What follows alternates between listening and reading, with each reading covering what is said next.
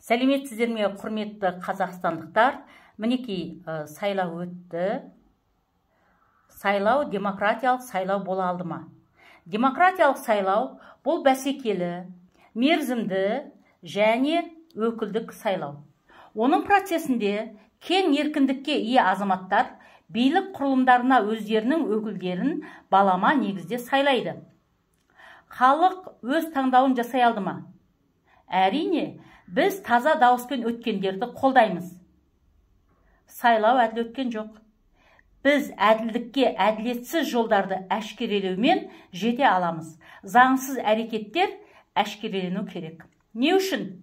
Әділеттілікті орнату үшін, халықтың санасы ояну үшін, және халықтың билікке деген сенімін арттыру үшін. Халық өз таңдауын жасай алмады. Керісінше, билік өз таңдауын жасады. Мемлекеттік қызметкерлер заң бұзды. Оған дәлел. Мінекей, бүгін мынау пәтерақы түбіртегін бір көршім тапсырды. Мінекей, көріп отырсыздар. Алсико, мінекей жанында нөмірлер жазылған. Мынаның ішінде пәтерақы иесінің есеп шоты, бұны біз ақтармай қояйық. Жеке есебіне, жеке басының есебіне тимейміз, тиіспейміз.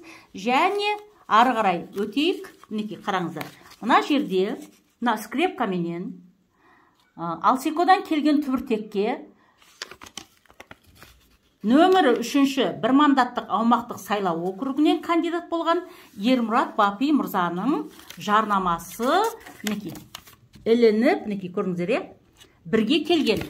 Мінекей Ермұрат Бапи мырзаның өзі, мінекей мына жағын көрейік, араласып қарап көрейік. Мына жерде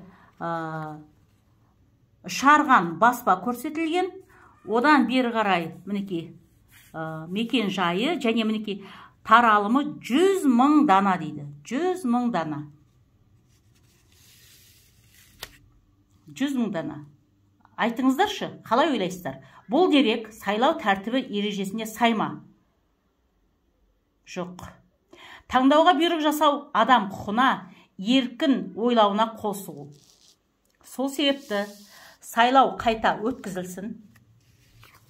Немесе жоспар үшін ұрланған, әдейі адасқан дауыстар қаптарды ашу арқылы анықталсын.